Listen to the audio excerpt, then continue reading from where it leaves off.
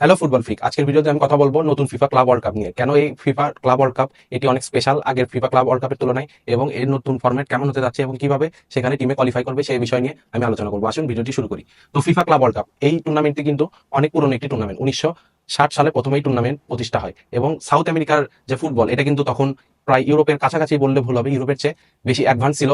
এটাও আপনারা বলতে পারেন যে ওই সময় কিন্তু সাউথ আমেরিকান টিম কিন্তু অনেক ভালো খেলতো, ক্লাব পর্যায়ে বলেন ন্যাশনাল পর্যায়ে বলেন। তো সাউথ আমেরিকান কনফেডারেশন থেকেই কিন্তু মূলত এই ফিফা ক্লাব ওয়ার্ল্ড কাপের প্রস্তাব করা হয়, যে তারা তখন মানে তাদের দেশের ক্লাব যেটা চ্যাম্পিয়ন্স লিগ জিততো, অর্থাৎ south America champions league, Copa Libertadores যেটা এখন বলা হয়, তো সেই টিমের সাথে তারা ইউরোপের যে বেস্ট টিম ছিল অর্থাৎ ইউরোপিয়ান কাপ যারা জিততো তাদের একটি খেলার আয়োজন করে, এবং এটিকে ফিফা ক্লাব ওয়ার্ল্ড কাপ নামে পরিচিত করা হয়। তো এই ফিফা ক্লাব ওয়ার্ল্ড কাপে কিন্তু ফার্স্টে মাত্র 2টি টিম নিয়ে শুরু হয়, এবং ধীরে ধীরে তা বাড়তে থাকে। তো কিভাবে বাড়তে থাকে, যখন 2000 সাল আসে, 2000 সালে আসার পর যখন দেখে যে ফুটবল অনেক গ্রো করতেছে এবং অনেক অনেক নতুন ক্লাব আসছে এবং ফুটবলের ফ্যান বেসও কিন্তু অনেক বাড়তেছে, তো এটা মাথায় রেখে তখন কিন্তু জাস্ট 2টা টিম নিয়ে আর খেলা হয় না ক্লাব ওয়ার্ল্ড কাপ। তখন কি করা হয়, যেমন ধরেন বিভিন্ন মহাদেশ থেকে টিম নেওয়া হয়, যেমন আফ্রিকা থেকে নেওয়া হয়, এশিয়া থেকে নেওয়া হয়, ইউরোপ থেকে নেওয়া হয়, সাউথ আমেরিকা থেকে নেওয়া হয়, ল্যাটিন আমেরিকা থেকে নেওয়া হয়, এবং ওশেনিয়া থেকেও নেওয়া হয়।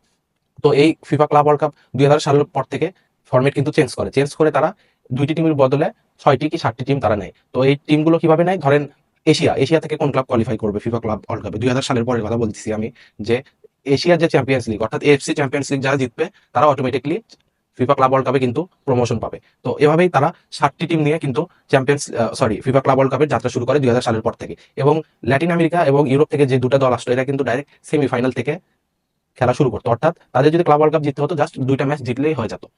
আর এই জন্য কিন্তু ফিফা ক্লাব ওয়ার্ল্ড কাপের খুব একটা হাইপ ছিল না, আর এটা কিন্তু প্রত্যেক বছরই হতো।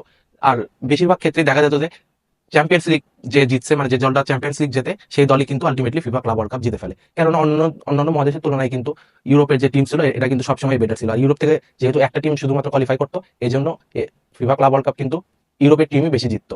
কিন্তু এই 2025 সালে যে ফিফা ওয়ার্ল্ড কাপ হতে যাচ্ছে এটা কিন্তু মাত্র 5-6টা টিমের খেলা না, এটি কিন্তু একদম নতুন ভাবে ঢেলে সাজানো হয়েছে, এবং একদম ফিফা ওয়ার্ল্ড কাপ যেভাবে হয় ঠিক সেই ফিকচারেই কিন্তু করা হয়েছে। তো এই নতুন ফিফা ক্লাব ওয়ার্ল্ড কাপে কিন্তু টিম হবে 32টা। তো এই 32টা টিম কেমন হবে এবং কিভাবে সিলেক্ট করবে আসুন আগে সেটা জেনে নিই। তো 32টা দলের ভিতর ইউরোপ থেকে 12টা দল যাবে। তো এই 12টা দল কিভাবে ইউরোপ থেকে সিলেক্ট করবে, ধরেন লাস্ট যে 4 বছরের যে চ্যাম্পিয়ন্স লিগ উইনার এরা অটোমেটিকলি কোয়ালিফাই করবে। আর এই ইউরোপের বাকি যে 7টা ক্লাব থাকলো, 7টা-8টা ক্লাব থাকলো যারা কোয়ালিফাই করবে ফিফা ক্লাব ওয়ার্ল্ড কাপে, এটি হবে তাদের ক্লাবের র্যাঙ্কিং এর উপরে, অর্থাৎ লাস্ট 2-3 বছরে কোন ক্লাবের র্যাঙ্কিং সবচেয়ে ভালো, কোন ক্লাব সবচেয়ে বেশি ভালো করছে, এগুলো আরো অনেক ক্রাইটেরিয়া দেখে তারা বাকি 7-8টা টিম নেবে। এটা তো গেল ইউরোপের কথা। তারপর আসি এশিয়ার কথা। এশিয়ার থেকে 4টা ক্লাব নেবে। এই 4টা ক্লাব কিভাবে নেবে, লাস্ট 4 বছরের এএফসি চ্যাম্পিয়ন্স লিগ যে দলগুলো জিতছে তাদেরকে ডাইরেক্ট কোয়ালিফাই করবে, কিন্তু এক্সট্রা কোনো টিম এখান থেকে যাওয়ার কোনো উপায় নেই। তো তারপর নিবে হচ্ছে সাউথ আমেরিকার কথা বলি, সাউথ আমেরিকা থেকে নিবে 6টা টিম, অর্থাৎ লাস্ট 4 বছরের কোপা লিবার্তাদোরেস যে দল জিতছে তারা অটোমেটিকলি কোয়ালিফাই করবে, এবং 2টা দল কোয়ালিফাই করবে তাদের ক্লাবের র্যাঙ্কিং দিয়ে, অর্থাৎ যে 2টা দল এই লাস্ট 2-3 বছরে ভালো করছে, র্যাঙ্কিং এ ভালো, সেই 2টা দল নেবে সাউথ আমেরিকা থেকে। তারপর আসি আফ্রিকা থেকে। আফ্রিকার যে চ্যাম্পিয়ন্স লিগ হয় এটারও ওই সেম এশিয়ার মতোই 4টি দল নিবে, লাস্ট 4 বছরের চ্যাম্পিয়ন্স লিগ উইনার অর্থাৎ আফ্রিকান চ্যাম্পিয়ন্স লিগ উইনার যে দল হয়েছে সেই 4টি দল নেবে। এবং তারপর আসি ওশেনিয়া থেকে। ওশেনিয়া থেকে দল নিবে একটা, অর্থাৎ ওশেনিয়ার যে চ্যাম্পিয়ন্স লিগ সেটা যে উইনার হবে সেই একটা দলকেই ফিফা ক্লাব ওয়ার্ল্ড কাপে নেওয়া হবে। এবং লাস্ট আসি নর্থ আমেরিকা। নর্থ আমেরিকা থেকে 4টি দল নেবে, অর্থাৎ নর্থ আমেরিকার যে চ্যাম্পিয়ন্স লিগ, এই চ্যাম্পিয়ন্স লিগের যে 4টি দল জিতছে লাস্ট 4 বছরে সেই 4টি দল নেবে। আর বাকি থাকলো একটি দল, এই একটি দল নিবে হচ্ছে যে দেশে খেলা হবে সেই দেশের যে কোনো একটি ক্লাব নেবে। যেমন এবার খেলা হবে আমেরিকাতে, তো আমেরিকা থেকে ইন্টার মায়ামি কিন্তু সিলেক্ট করছে ফিফা ক্লাব ওয়ার্ল্ড কাপের জন্য, কারণ ইন্টার মায়ামি কিন্তু এমএলএস শিল্ড জিতছে এর আগের বছর, এই জন্যই কিন্তু তাদেরকে অ্যাড করা হয়েছে ফিফা ক্লাব ওয়ার্ল্ড কাপে। এবং ফিফা ওয়ার্ল্ড কাপের মধ্যে কিন্তু ফিকচার হবে, যেমন প্রথমে গ্রুপ স্টেজ খেলবে, গ্রুপ স্টেজ থেকে রাউন্ড অফ 16, তারপর কোয়ার্টার ফাইনাল, তারপর সেমিফাইনাল, তারপর ফাইনাল, এভাবেই হবে। আর এবারে প্রাইজ মানিটা কিন্তু আগের চেয়েও অনেক বেশি, অনেক বললে ভুল হবে, অনেক অনেক বেশি।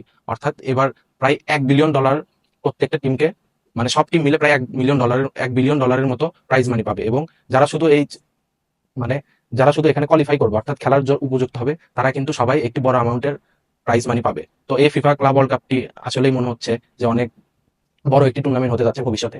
এটা শুরু হলো মাত্র 2025 দিয়েই এটা শুরু হবে, এবং এটি কিন্তু আগের মতো আর 1 বছর পর পর হবে না, এটি 4 বছর পর পর হবে। তো এটি এটার প্রথম আসর হতে যাচ্ছে। আশা করি ভিডিওটি ভালো লাগছে। ভিডিওটি ভালো লাগলে সাবস্ক্রাইব করে আমাদের পাশে থাকবেন। ধন্যবাদ।